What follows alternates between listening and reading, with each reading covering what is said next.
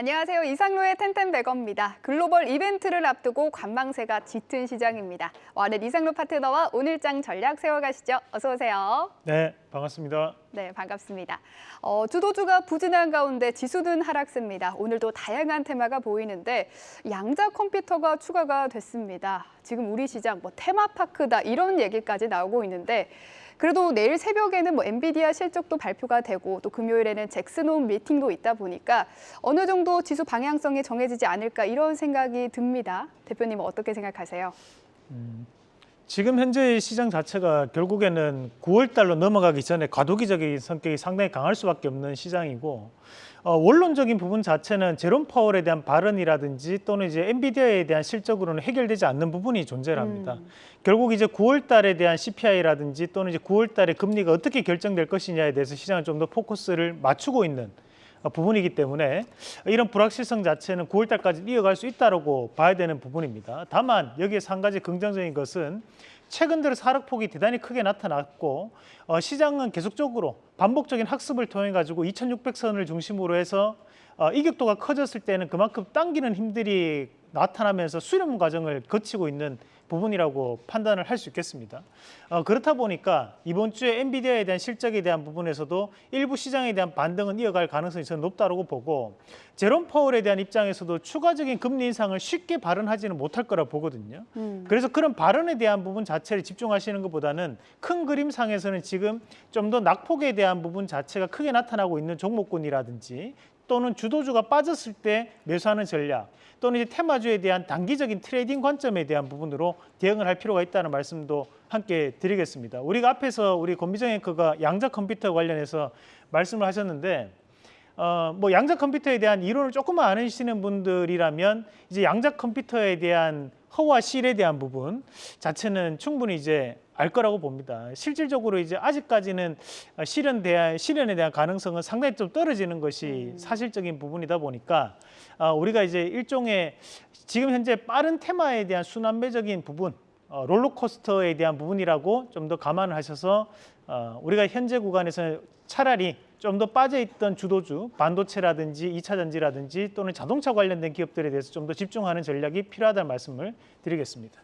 네, 불확실성은 9월 CPI와 금리 인상까지 좀 지속될 거라고 보셨는데 9월 CPI는 9월 13일에 발표, 미국 CPI는 9월 13일에 발표되고요. 또 FOMC는 9월 20일에 발표된다는 점도 참고하시기 바랍니다. 네, 첫 번째 체크포인트 넘어가 보도록 하겠습니다. 세계 최대 반도체 칩리스 기업인 ARM이 나스닥 상장을 신청했습니다. 그러면서 국내에는 팹리스 기업에 좀 온기가 돌고 있다고 하는데 어떤 이유에서일까요? 네, 우선은 이제 우리가 ARM이 정확한 명칭은 이제 우리 칩리스 기업입니다. 이제 우리가 지적재산권을 보유하고 있다라고 생각하시면 되는데 대부분 이제 AP라고 하는 것은 이제 스마트폰에 들어가는 이제 CPU에 해당하는 부분이라고 보시면 됩니다. 그럼 그 CPU에 해당하는 부분에서 글로벌 점유율 약 90% 정도. 그러니까 대부분의 애플에 대한 칩이라든지 또는 삼성에 들어간 칩이라든지 우리가 흔히 쓰는 이제 스냅드래곤에 대한 부분이라든지 이런 부분은 모두 다 기본적인 바탕은 이제 이 IP 자체를 바로 그 ARM 거를 쓰고 있다라고 보시면 되겠고 이런 업체 자체가 이제는 상장을 앞두고 있다 보니까 국내 안에서도 다시 한 번 더 우리나라 안에는 이런 한국의 ARM 관련된 기업은 없을까에 대한 부분에 좀 더 집중하는 그런 양상들이 나타나고 있다라고 봐야 될 것 같습니다. 근데 ARM은 네. 칩리스인데 왜 국내에는 팹리스 기업이 좀 뜨는 건가요? 팹리스 안에 칩리스가 포함되어 있으니까. 있습니다. 네. 우리가 이제 큰 범위 안에서는 팹리스라고 하고 그것을 이제 칩리스라는 것은 칩이 없다라는 거거든요. 하지만 설계만 파는 거죠. 네, 맞습니다.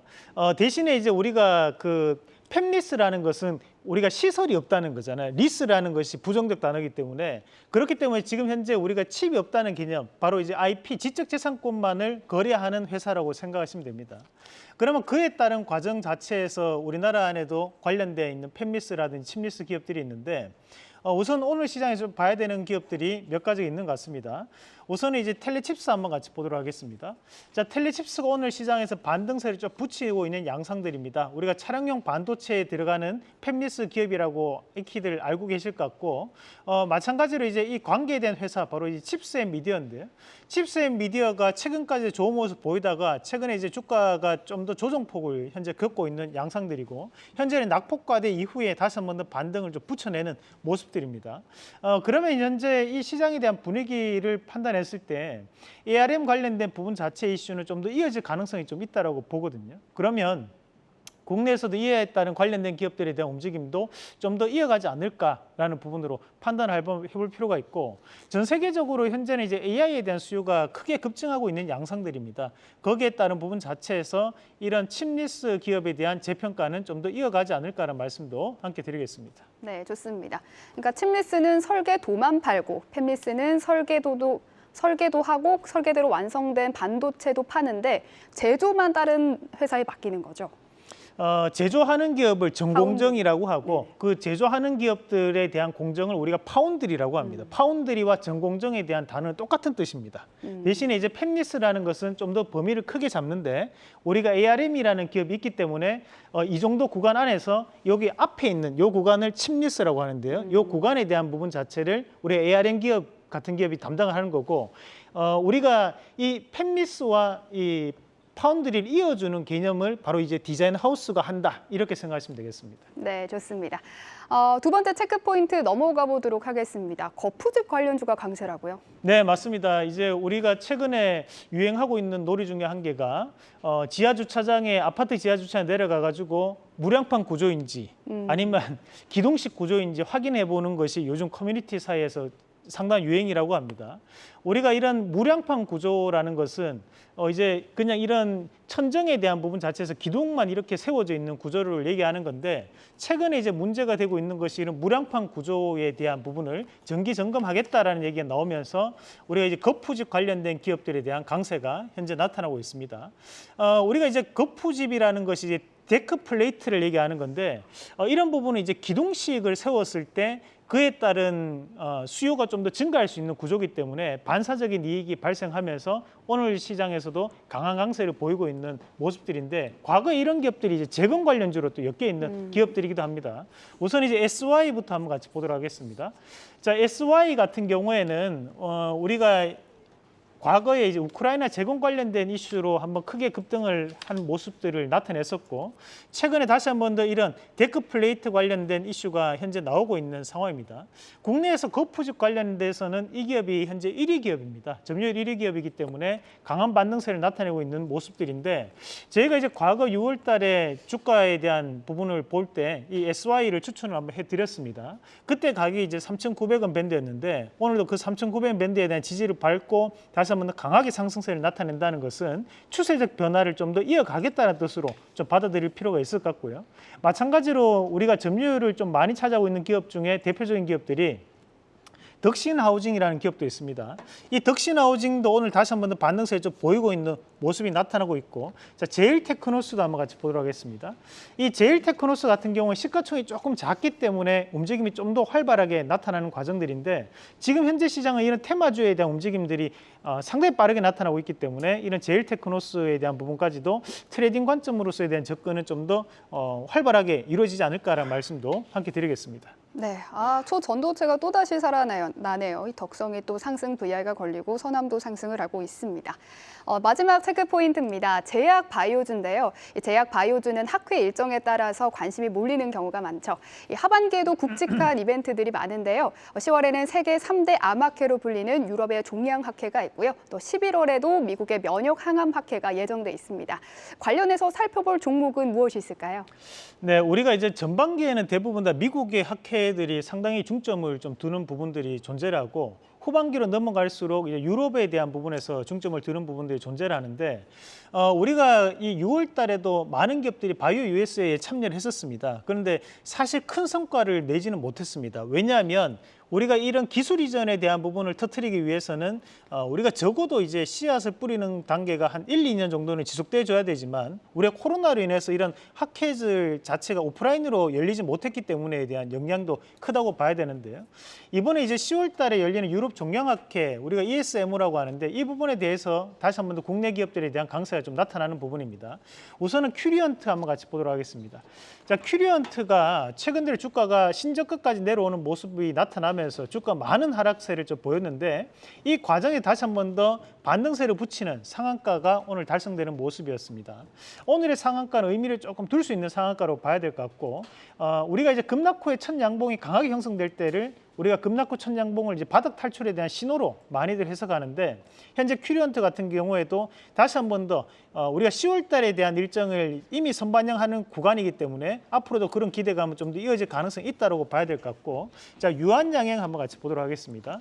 지금도 얘기가 계속적으로 나오는 것이 이런 항암에 대한 얘기가 나올 수밖에 없는 것이 전 세계 임상의 60% 이상은 항암에서 이루어집니다. 그렇다 보니 이런 유한 양행에 대한 부분에서도 강세를 보이면서 다시 한 번 더 상승세를 좀 보이는 모습들이고 안정적인 운영을 하실 거면 이런 유한 양행 같은 기업들도 관심 있게 지켜보자는 말씀도 드리겠습니다. 네, 좋습니다. 오늘은 반도체 설계 관련주 들고 오셨다고요? 네, 맞습니다.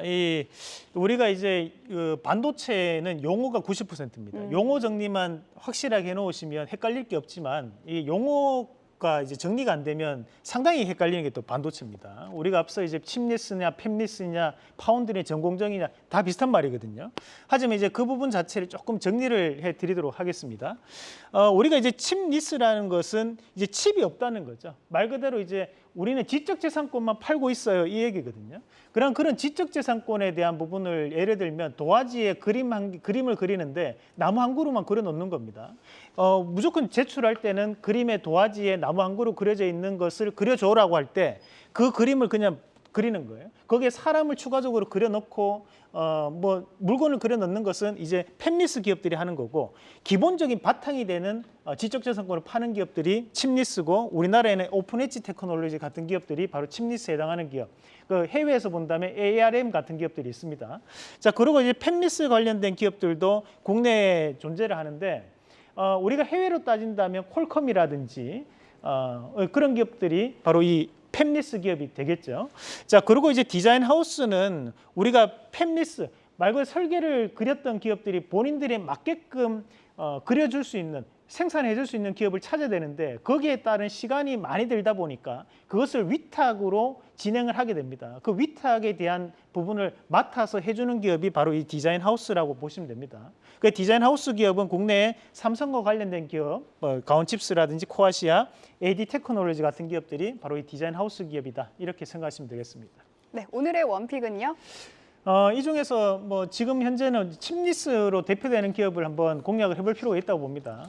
최근에 이제 이 오픈 엣지 테크놀로지 같은 경우에도 상장 이후에 주가가 상당 부분 올랐습니다. 그 이후로 지금 현재 꾸준하게 하락을 하는 양상들이 좀 나타나면서 주가가 좀 빠지는 모습들인데 이 국내에서는 유일하게 또 칩리스를 담당하는 기업이기 때문에 최근에 AI 반도체에 대한 수요가 폭발적으로 증가를 하고 있고 그렇다면 이 오픈 엣지 테크놀로지가 기술적인 부분은 세계적인 부분에서 조금 떨어진다고 하더라도 기본적인 매출은 좀 더 늘어날 수 있는 구간이 형성될 수 있다고 보고 이런 칩리스에 대한 국산화를 이룰 수 있는 기업, 오픈 엣지 테크놀로지 말씀을 드리면서 AI에 대한 수요가 증가하면서 또 ARM에 대한 상장 가능성도 바로 이 오픈 엣지 테크놀로지에는 기대감으로 작용할 것이라고 보고 말씀을 드리도록 하겠습니다. 그래서 1차적인 목표가를 잡은다면 21,000원, 손절가는 16,500원 제시해 드리겠습니다.